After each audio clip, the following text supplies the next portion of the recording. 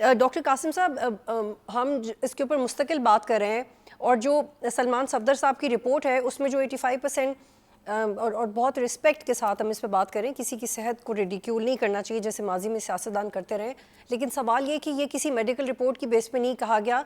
तो मेरा आपसे सवाल ये कि क्या सेल्फ असेसमेंट हो सकती है और वो करेक्ट हो सकती है self assessment?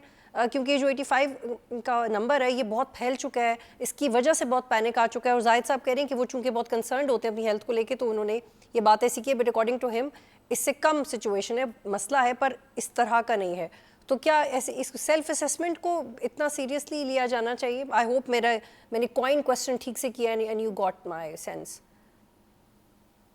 I think it should be taken very seriously. अगर पेशेंट खुद बता रहा है कि मुझे नजर नहीं आ रहा, और साइंटिफिकली हम तभी देख सकते हैं कि इनकी विजन वाकई इतनी कम है अगर इनके स्पेसिफिक टेस्ट हो जाएं, जैसे मैंने कहा इनके आँख की एंजियोग्राफी हो जाए, आँख की ओसिटी हो जाए, तो हमें फौरन पता चल जाएगा कि आया वो सही बता भी रहे हैं कि नहीं बता रहे। क्योंकि अगर उनके पर्दे के ऊपर पानी है, ब्लड आ गया है, या पर्दे का कुछ हिस्सा मर गया है, वो इन टेस्ट से बिल्कुल वाजे हो जाएगा, और हमें ये भी पता चल जाएगा कि आया इनको टाइमली ट्रीटमेंट दिया गया कि नहीं दिया गया।